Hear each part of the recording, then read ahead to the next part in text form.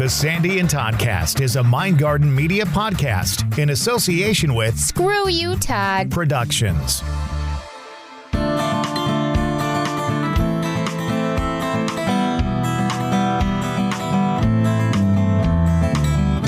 Well, it's Sunday. That means another Sandy and Toddcast. You ready to do this? I'm ready to do this.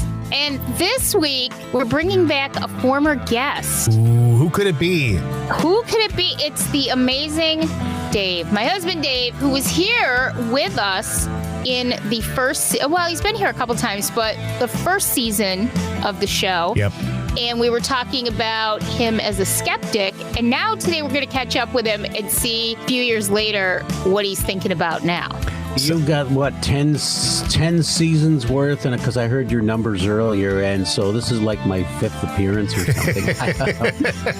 There he is. He's coming up. He is. He's next. Season 10, Episode 4, Ghostober continues. This episode's called #PoorDave, and it's next on the Sandy and Toddcast. Hey guys, it's me, Sandy. And this is Dave, better known as #PoorDave. We don't always call you that. Anyway, in case you didn't know, Dave and I are part of a great new show called Empire Spirits. It's where we hunt lots of ghosts in some of the most well-known bars and restaurants in central New York, along with a great cast of characters. Yep, Bill Vinci, Michelle Classic, Ryan Vinci, Lafayette Cunningham, and Heather Elias. You'll be able to see each episode starting this fall on Facebook and YouTube. Just like our Facebook page, Empire Spirits CNY, to keep up to date on the latest. But we can't leave you without thanking our sponsors because, well, without them, it just wouldn't be happening. So a big thanks to the Stife on Varick Street in Utica, Bill Vinci and the Empire Plate, Utica Coffee Roasting Company, and the Sandy and Toddcast. We'd also like to thank Northeastern Roofing and Construction, northeasternroofs.com, Labella Flowers, that's labellaflowers.com, and Independent Artistry by Dawn Marie, Independent Artistry by DMF.com. And we can't forget licensed real estate person Paul F. Sacco, 315-525-1377, with Howard Hanna Real Estate Services, or Joshua A. Amodio with Priceless Inspections, Central New York's top choice home inspector since 2012, 315-525-8725. Now, back to the show. Broadcasting from two very different yet magical places not found on any map. Get ready to discuss the strange, weird, ghostly, crazy, spooky, and odd things that take place around us each and every day, all while having a little bit of fun. This is the Sandy and Toddcast.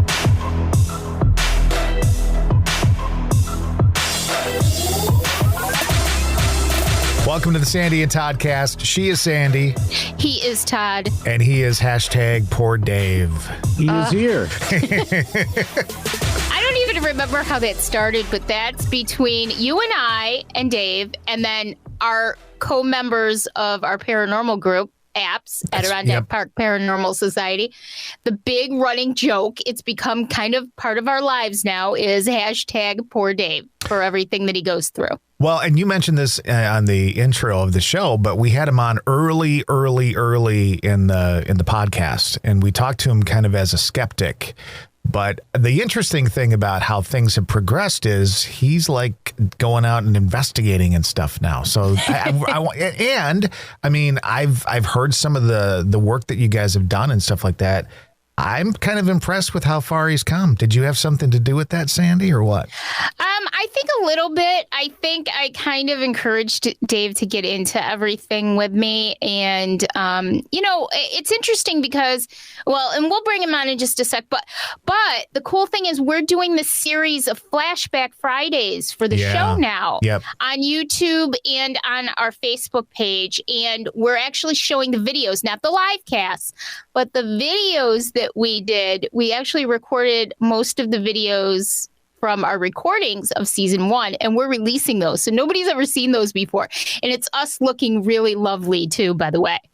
And in episode 16, which just came out this past Friday, Dave was on it, and we were talking about him being a skeptic. And I'm a skeptic. We're all skeptics, or most of us are skeptics who investigate in the paranormal world, because we don't want to go into it as true believers. We want to go into it and be able to discount anything else that it can be before we say that something is paranormal. So I really wanted him to kind of dive into that so that we could spend some time together and he could kind of get his feet wet.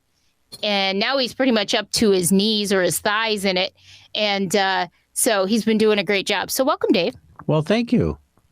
Let me ask this right off the top. Dave, did you ever think in a million years in your entire lifetime that you would go out with a K2 meter and a recorder and maybe some cameras and start saying, is there anyone here with us tonight? Not really, but it's not that I was one of these types that thought, oh, that's a bunch of bull, that would never believe it. It's just nothing that I was into. It's just not a hobby or an interest or something that I got into until we started watching some of the paranormal shows.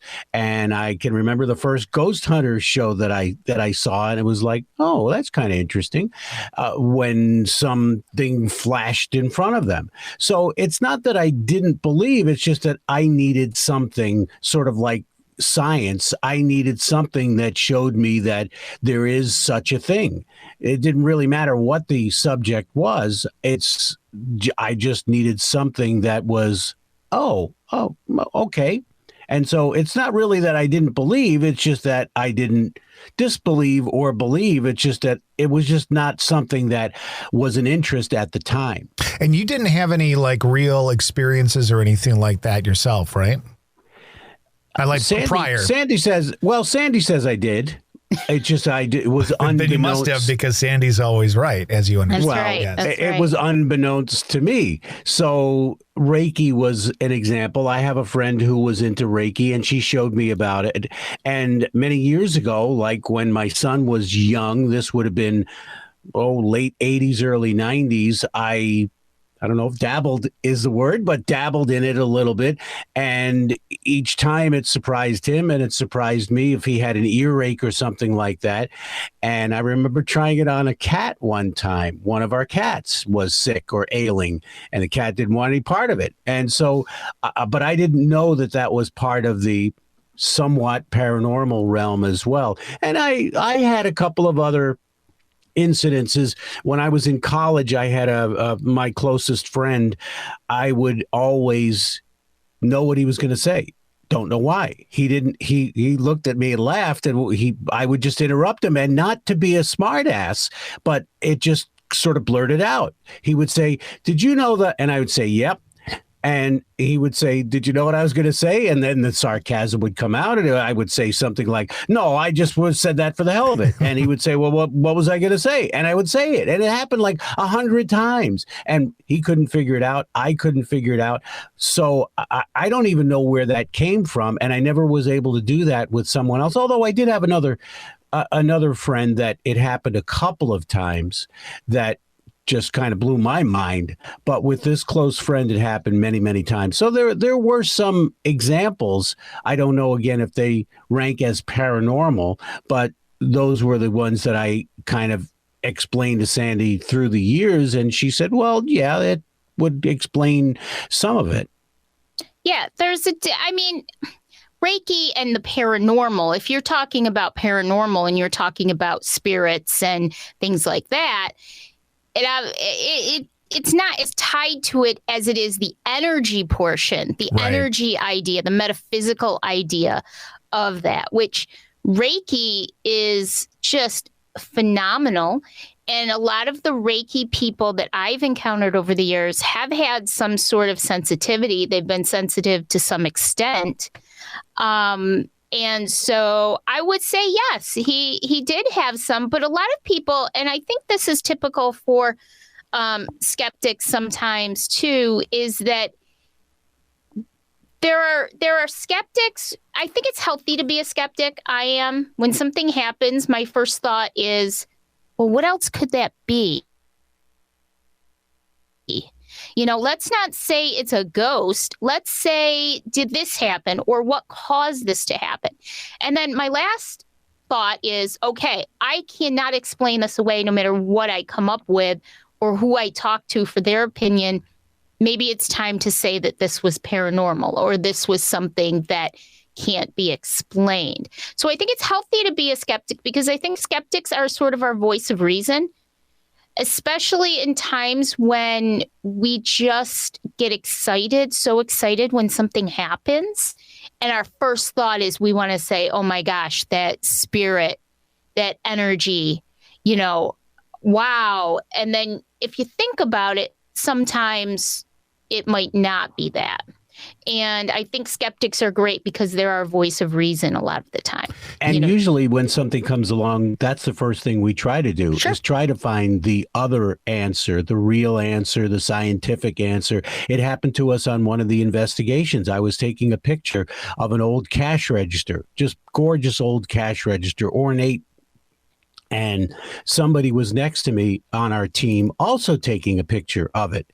Now, she got a different view than I did, and it looked like there was a man as an image reflecting off. I don't know if it was a mirror or just a picture that was on the wall, but I didn't get that in my camera. She got that in hers, and we were all just freaking out. We just were all stunned that this image showed up.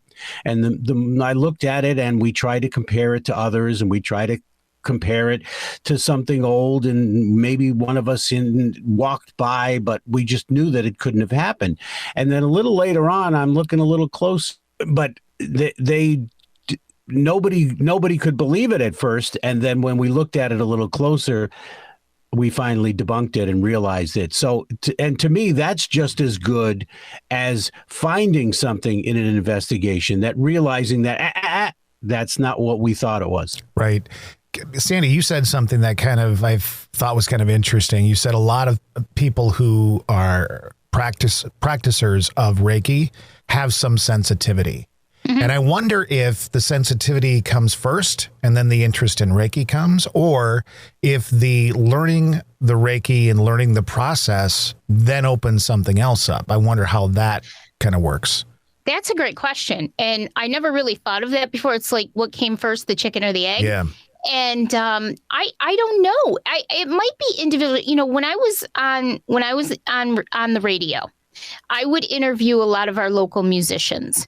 And one of my standard questions to them was, if you write your own material, when you write, do you write the music first and then put lyrics with it? Do you come up with a riff or some sort of melody and then write the lyrics around it, or vice versa? Do you get a good lyric, a good line in your head, and then you put some music with it? I said, which do you do? And, I did tens and tens and tens of interviews with musicians, and nobody was exactly the same. Yeah.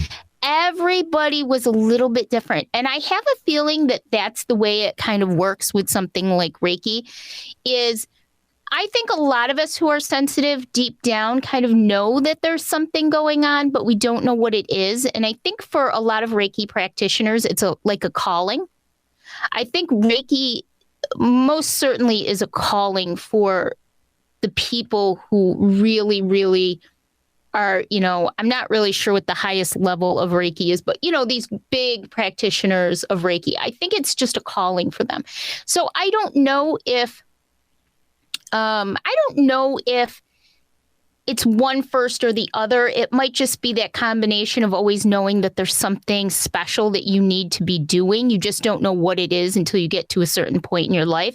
I think deep down, I always kind of knew that there was something more going on than like a depression for me as I was growing up, but I had no idea what that was. And now I look back, and as I've realized that I have these abilities, now I can look back and say, deep down, I probably knew a little bit of something, something was going on, but this was the path I needed to take. So that's a great question, because I don't really know for sure. I think it's very individual, but I do think that one lends to the other a lot of the time. And I do think if you I think that to become interested in Reiki, I'll put it this way, to become interested in Reiki, I think you have to have some sort of sensitivity or some sense of feeling like this is your calling. Like you need to work with energy because this is something that is going to be very important for you. Reiki practitioners tend to be very, very focused on healing, the idea of healing, not just physically, but mentally and emotionally of healing. And I think that's a calling for a lot of Reiki practitioners. Dave's motivation in doing it was to heal. It was to help his son. He used to do it for me every once in a while before I was diagnosed with diabetes. And when it was kind of wildly out of control, I would get headaches a lot. And he would do Reiki on me and help my headaches go down. So I think it was just for him, I'm speaking for him, but hashtag poor Dave. But I think for him, he kind of knew that was something he needed to do. It was like a calling for him. And that's why he would start doing it. Yeah. And it was nothing that I knew anything about. And I just kind of dove into it, and we'd look at it. There's the word again, skeptically. And it was like, oh, okay, well, he's feeling better. She's feeling better. And maybe this works. Maybe this is actually something. And then we would do it again some other time, months later, or a year later. And the same thing. It's like, yeah. She'd say, do you feel anything? And I would feel energy, or I'd feel heat. And eventually it would subside, and I would wonder why and not know what I was doing, but it seemed to work. And so again, how many times we just went over this Friday night at our latest investigation or semi-investigation fundraiser, where you get bits and pieces of evidence or maybe some feedback from one of the pieces of equipment, and how many pieces of those feedback until you say, maybe there is something here. So it's kind of the same idea with me with Reiki. The first time I ever had Reiki done was in November of 2020. And we had lost our best buddy, Jack, our dog, Jack, in May of that year. And to this day, just even thinking about him, I cry, right? And so this was a handful of months later, and I drove out and I had Reiki done. There were several amazing women there. By the way, this is with an actual Reiki professional, not just my little hands-on thing some years ago. Right. And so I was just going there for Reiki. I had never had Reiki done. I was helping them out. They were going to open a business. They were going to go in together to do Reiki as a business. And I was helping them by letting them practice with each other and what they were doing. It was an amazing experience. And as I'm laying there, one of the ladies is saying to me, this was amazing. She said, I keep seeing a little black dog running around your table, kind of like, I'm going to get emotional, protecting you. And I just felt the tears flowing. And she said, did you have a dog, or do you have a dog and I said, we just lost our dog in May. And she described him to a T, and he was there protecting me. And so these amazing women were also sensitive. They were also seers. And when I left that session, it was the most amazing feeling I've ever had. I felt completely cleansed. I felt hopeful. I felt wonderful. And so, again, back to the original question, I don't know whether or not it's one first or the other, but I think that when you're born to do something like that, eventually your path will lead you to that, regardless. So why haven't you gone back? Because it seems like that was such a wonderful experience. And I remember after you went, I remember the conversations that we had afterward. Mm-hmm. And so why haven't you gone back to have more sessions?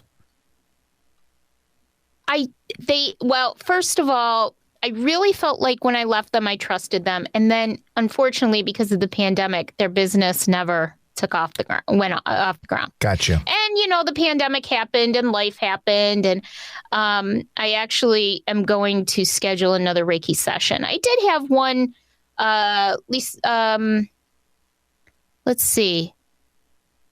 Virtually, I had one maybe 2 years ago, which did help. Gina Koch did it for me. Oh, yeah. Yep. Yeah. She was on our show. And that really helped. But I think I'm ready to do another in-person one. I'm looking around for somebody local to do it because I think Reiki is a wonderful thing. It's a wonderful tool, and it is very cleansing.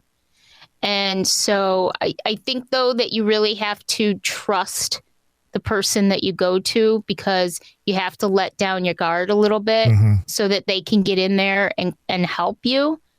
So, but I highly recommend Reiki.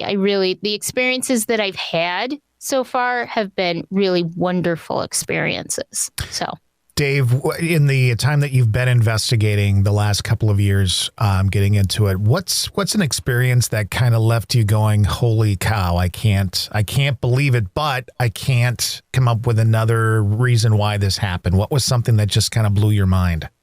In our group that we had just completed, we did 5 different episodes, and they were great. We got to see some old places for Empire Spirits. Yeah, for Empire Spirits. And I had described it as I've never heard anything live as in while we were investigating. I had never heard anything. Maybe there was a little tapping noise, but we couldn't figure out. You can never figure out what that's all about. Right. And I said to Bill Vinci, who basically heads up Empire Spirits, going into the last episode, I said, this is the last episode. We need something really good. and that was for the episode, and that was for me too. But just to clarify, he's heard EVPs. We've gotten crazy readings on scientific instruments that we use, all of that stuff. But he's never really experienced something live and in person. Right. That's why I use the word live. I haven't seen an apparition. I haven't taken a picture. Sandy has just a phenomenal picture that we took at a mansion. Nothing that really stood out until this last episode, when I said we need to do something. And so we are investigating this 3-story tavern in Marcellus, New York. And again, a lot of history goes back to when it was a house. It was a brothel at one time. There were rooms upstairs, and we had gotten bits and pieces. But in the basement, 4 times, again, never having heard anything, 4 times I heard loud noises. And we traced 2 of the bangs specifically, and I got one of them on video. So that was the big, oh, wow moment for me. That was an investigation that I think, it was something that even I had never experienced before. And I've experienced a lot of stuff. And I had never experienced it before either. And I think it's something that I was really glad that we experienced together, because it's sort of like the holy grail to some extent of what could happen during an investigation. Not only were we hearing knocks, but this entity, and we'll have a whole episode to talk about this. Maybe we'll have Dave come back with us to talk about this episode once this experience fully, once the episode is out. But this entity was literally picking up objects and physically throwing them around the room. Materializing, I don't know what the opposite is called, dematerializing objects and making them materialize and then throwing them against the room. That takes some incredible strength. And the noise was very obvious. It's not like a lot of the TV shows that you could see on the paranormal. There'll be a little bit of a noise, or it'll be off in the distance. This one was an obvious bang, and it happened several times. It was just an amazing event. Yeah, that's when I remember, Todd, Dave was driving us home that night. I was voice messaging with you about it, and the adrenaline is just on overload when something like that happens, because there is nothing that you can use to debunk what you're seeing before your very eyes. Like, you just can't. I mean, this is about as obvious as it comes. Well, especially when I've got the video camera, and I was the one, which is the whole episode we're talking about. I was the skeptic, and here I'm shooting video, and I go over to a spot where there was nothing on the floor. And I'm trying to figure out what that noise was, because we all knew the direction of the noise, but didn't know exactly where. So I'm wondering if it was something else, which we'll get into the full details, especially when that episode comes out. But I kind of walk only a few steps over thinking that, oh, maybe it's that. But no, it wasn't that, because now I see something on the floor, which most definitely could not have been there, because several of us were over there by a door, moving the door, putting the door back, and you'd have stepped on it if it was there. So there were literally like several pieces to that puzzle that just made it clear as to what happened and what was going on. And so Dave, is there anything, now you've done a handful of investigations now. Yeah. And we've actually done some stuff, obviously, for several years on our own without groups or without official investigations. Is there anything that you've ever experienced that actually made you, I don't know if scared is the right word, but nervous or unsettled when it happened? No, I really have embraced it, because I've been looking for it and I've been hoping to hear something. So when we heard footsteps in another one that were loud and clear, or we heard words or tried to figure out words in EVPs, because we've had plenty of them, I just think that it's just phenomenal. And that's the part that is easy to embrace. I just found nothing scary about it. When we heard that noise in that 5th episode that I was talking about, there were a couple of people that were freaked out in our group. They were ready to hightail it the hell out of there. It was really fun, and we laughed about it. I think one of the thing about Dave is that he's got a couple of interesting things in his back pocket, meaning he works in radio. So he understands audio pretty well, right? So if you get an EVP, I mean, one of the things being in radio myself was having worked in that medium, you realize that if something's in the audio that wasn't there when you were recording, it's pretty interesting, right? And then the other part of it is, because he has done a lot of photography and stuff like that, he understands that side of it too. So he brings a couple of interesting pieces of knowledge to his investigations. Plus, you guys are the little twinsies when it comes to anything tech. So he actually is a great tech advisor for us, a great tech. He sets up most of our tech when we do Empire Spirits. And he even helps out with setting things up for apps at Adirondack Park Paranormal Society when we do investigations with our actual group. So he brings a lot to the table. And so sometimes I'll sit there and kind of chuckle and think, why didn't he start doing this sooner? Because he really is very, very valuable to it. And sometimes he is also like the voice of reason. But he'll also be the first person to say, well, there is something to this, because now we've gone through everything it could possibly be and realize that it's not that. So I'm ready to, and Dave's somebody that you listen to when he says something like that. We've also compared notes on audio where she had something that she found after the fact at EVP and said, I think they're saying XYZ. And I listen to it a little carefully and say, my hearing isn't all that good. So I'll say, boost it up. And sometimes I'll add a little treble so that I can hear it a little bit better. And then we've changed our mind on it several times. And my great example of it, I don't remember the original interpretation of it, but we were at a cemetery and we were trying to talk to some people at this really large crypt, and Sandy was listening to the audio after and said, I think it said whatever. And I listened to it on my own computer with my headphones, nice and loud. And I said, I think it says 9. And then we kind of looked back and realized that this was a German family from pre-1900 which came from Germany, and he was answering the question with 9 or no. Right. Yeah. And that was the famous Guzman family that you and I have talked about before at Oakwood Cemetery in Syracuse.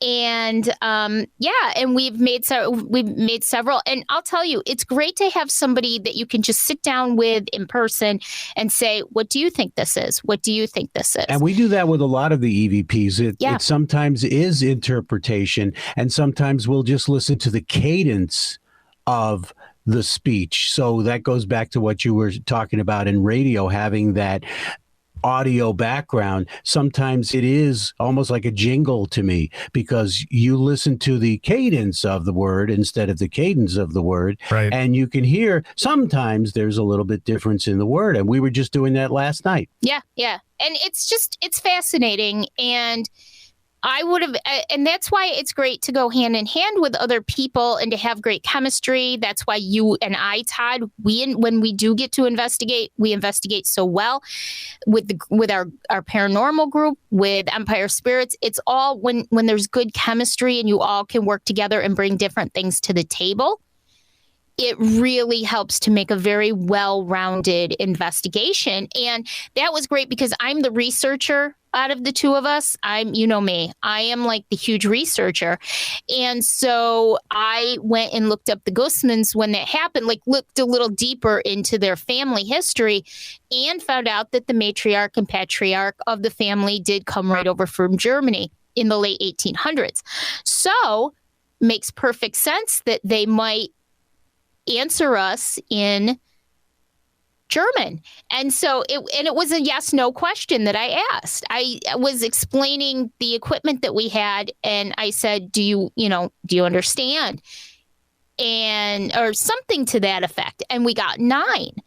And so I think I was just explaining the recorder, because they already knew about the K2 because we had been communicating with them via K2. But I asked about the recorder, and must be there was something that they just didn't understand. And whoever it was, maybe it was the patriarch of the family, Frederick, he just must have not understood what I was saying and said 9. And I just find that fascinating. That was a great aha moment for me. There's talk now in the paranormal world that you guys might be the new Warrens.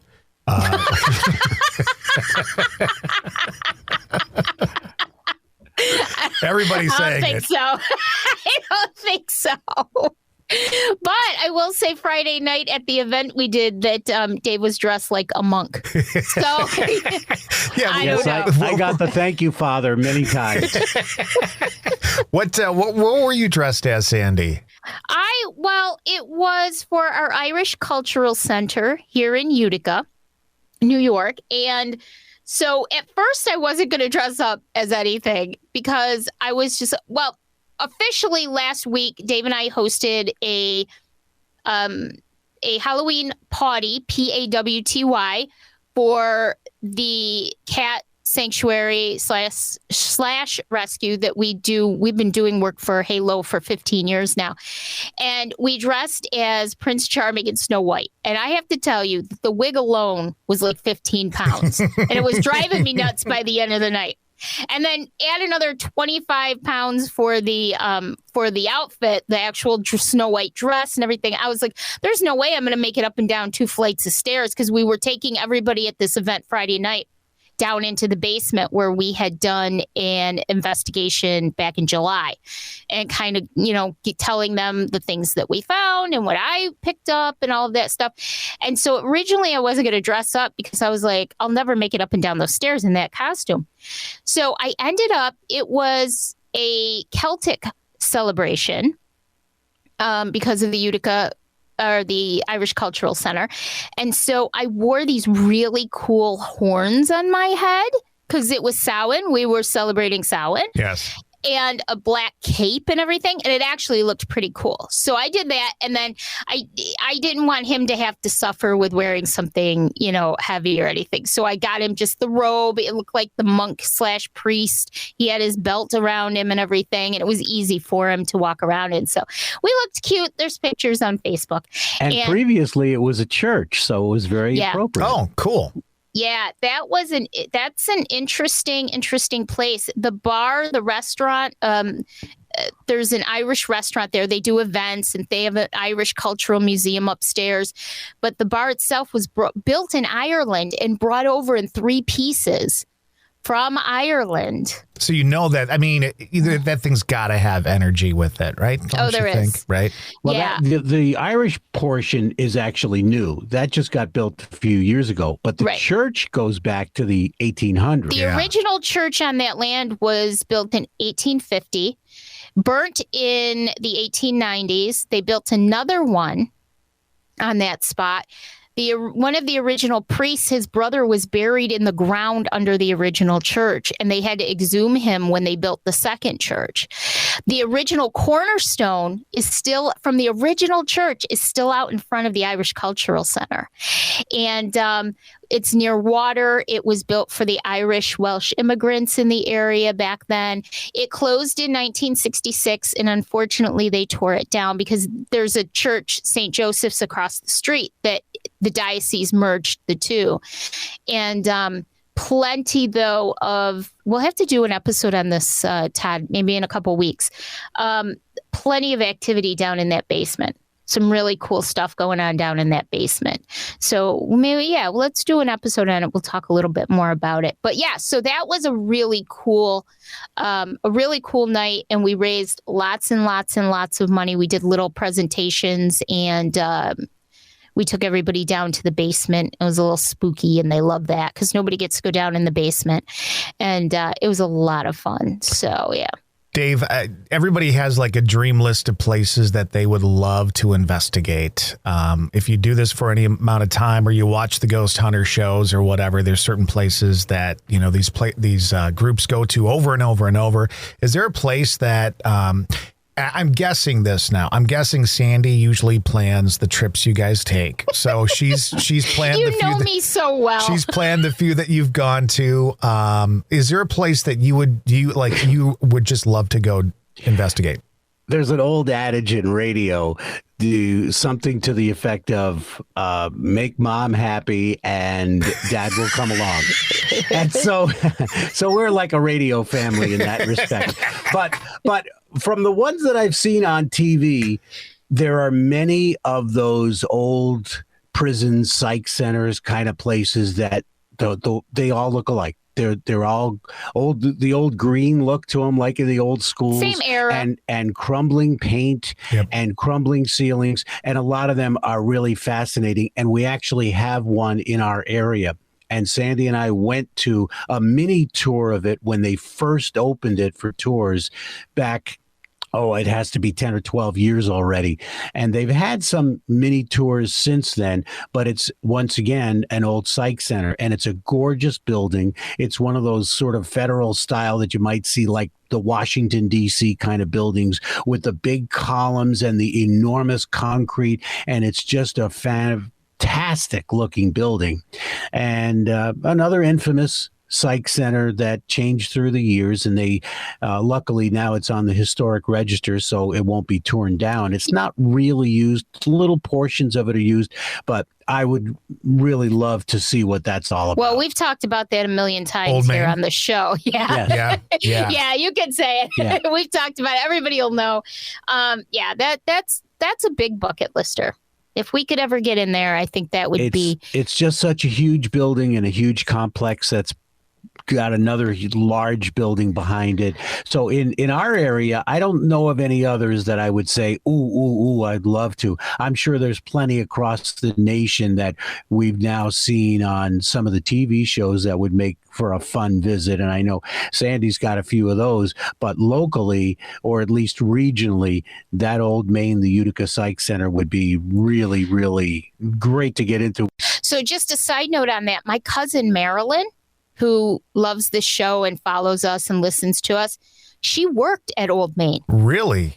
Back in the 1970s. And she shared a couple of stories with me about working there and how it was. Yeah, we just heard those stories very recently, only maybe a month or so ago. And she had some very interesting stories. Yeah. So very, very cool. Yeah, that's a big bucket lister. That's one of those places that it's kind of funny because, there's all kinds of places like the Stanley Hotel and everything that you really want to get to, and they're far away. And this one's right in our own backyard. And Dave and I will kind of once in a while take a ride over there and kind of see how close we can get to it without getting in trouble. And, because they got the cameras up, but you can actually literally feel the energy coming off that building.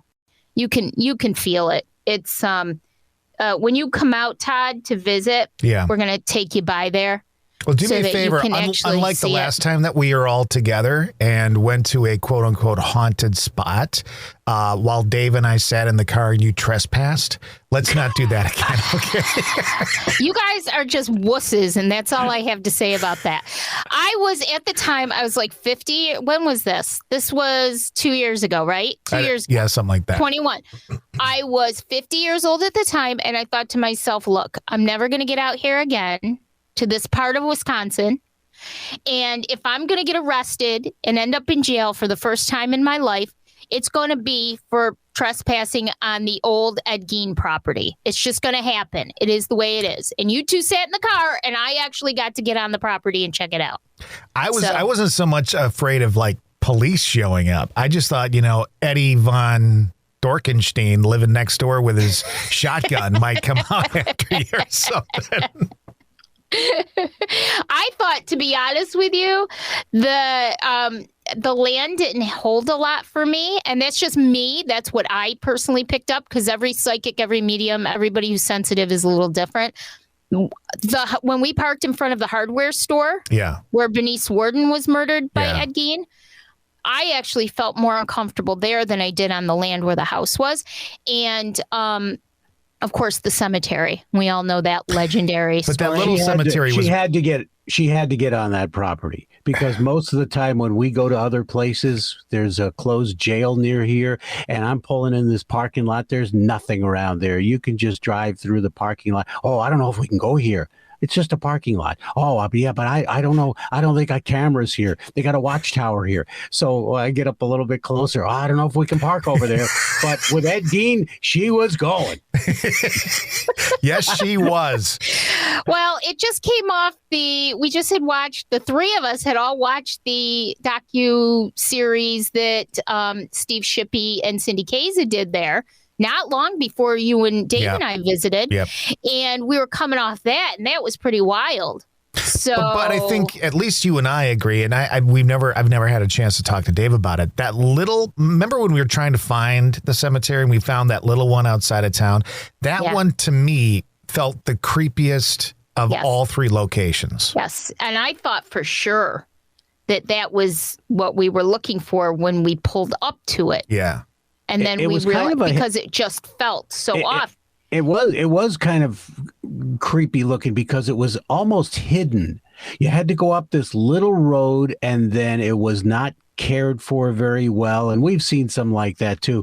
But this just had a grassy look to it, and behind hedges and bushes. And we wondered if that was the place. Well, and then of course Todd, you and I had that weird experience where we both started, it was probably about 3 or 4 weeks afterwards, we both started having like visions, dreams of this place, not telling the other about it. Right.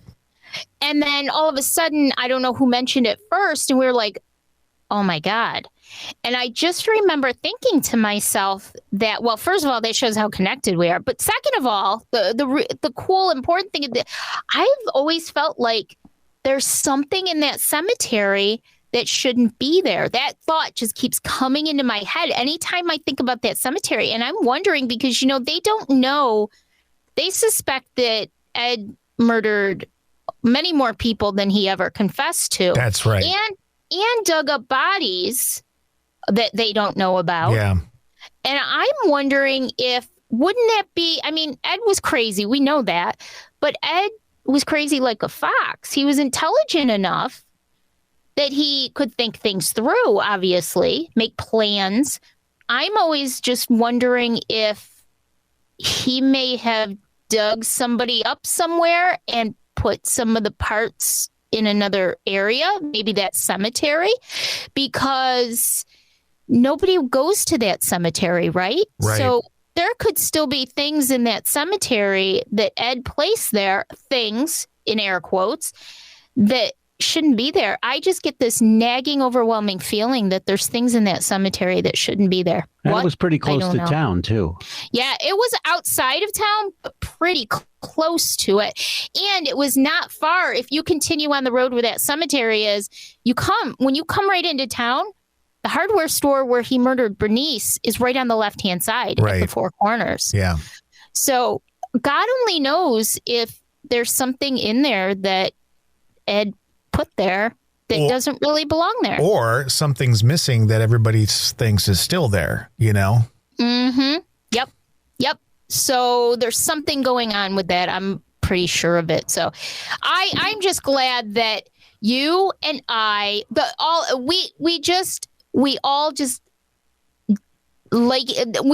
have this great bond together that we can go to these places like Cana Island and things and really experience it together. I'm very grateful for that because it was funny after we left there, Plainfield, Dave's driving and Todd, you and I are sitting there like we're taking notes. We're like, we don't want to lose these thoughts that we're having about things. And, you know, the three of us together came up with some ideas of things that we experienced and stuff. So that was just a really cool experience. I think that was one of Dave's forays into the paranormal world was that trip.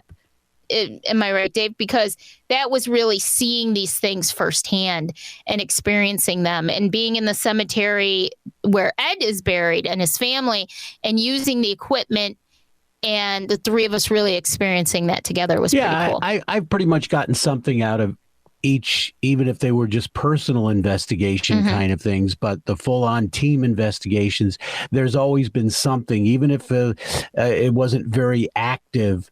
There was always something. We'd find some kind of EVP or noise after the fact. So they're all educational for me. Very cool. So, Dave, what do you enjoy? You enjoy investigating now? Is this something that you feel like you're really into? Yeah, it's sort of become like a little mini hobby. So what I like about them is even if we don't get anything, we go to some really fascinating places. We go to some historical places. We go places that the public often can't go. We went to a historic library that we got the full tour upstairs. I got to go on the roof of the library, climb on the roof with the guy, which wasn't exactly the safest thing in the world, but this pitched roof and this big skylight. And then we went in the basement. People don't do that. So we get to experience some of these things in these historic buildings that are really, really incredibly fascinating. Yeah, history and the paranormal go hand in hand. Yeah. I mean, that's what we've really become all about in the podcast and stuff like that, is talking about that stuff.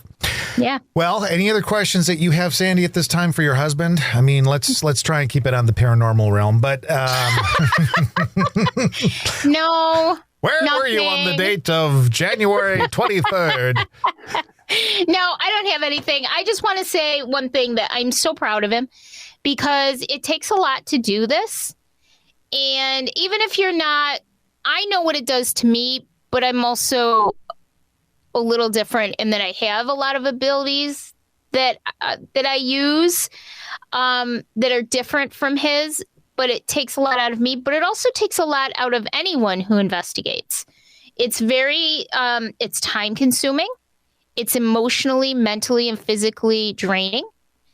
And so I'm just super proud of him that he's embraced it. And last March, we went up to Saranac Lake for the weekend and did an investigation up there.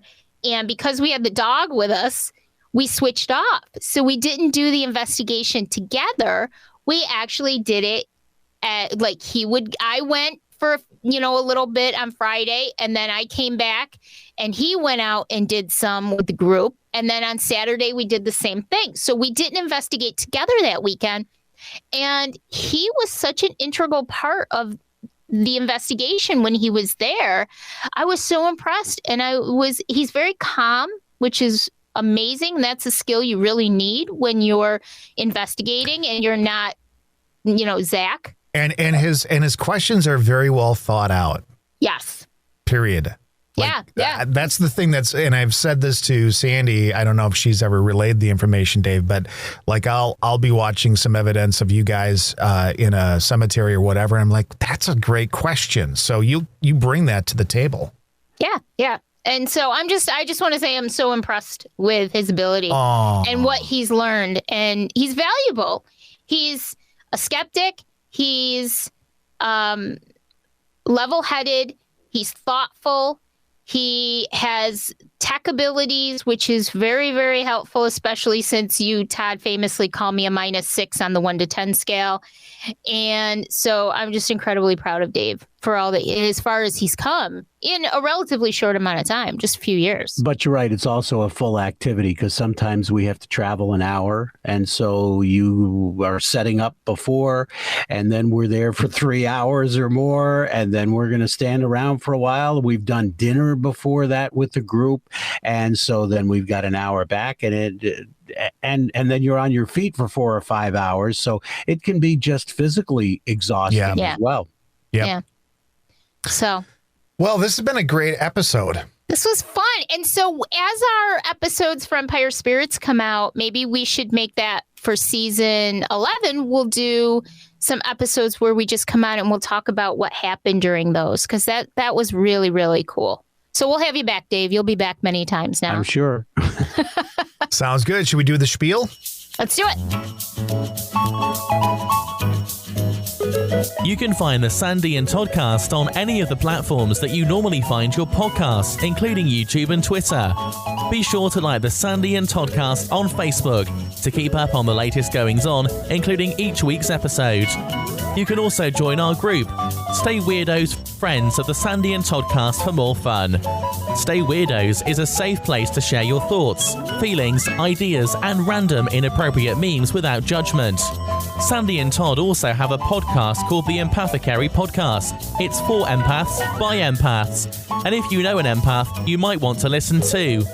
Find and like the page on Facebook. And finally, if you're thinking about starting your own podcast and just aren't sure where to start, Sandy and Todd can also help with that too. MindgardenMedia is their latest project, where the dynamic duo can guide you every step of the way in your podcasting journey. Editing, producing, and consulting is what they do. Like MindgardenMedia on Facebook or email them at themindgardenmedia@gmail.com. And as always, thanks for staying weird. Going to clear another Ghostober episode on the Sandy and Toddcast. I guess there'd be one more this month before the end of Ghostober. Yeah, and next week we're going to talk about Ouija boards. Oh, goodness. The infamous Ouija board. I also have a post up in our group, Stay Weirdos, Friends of the Sandy and Toddcast, and I asked everybody what their opinions on the Ouija board was. So we'll share some of those opinions next week as well. All right. Do a little history of the Ouija board and maybe personal experiences, anything else that comes up. Sounds good. Until next time, bye.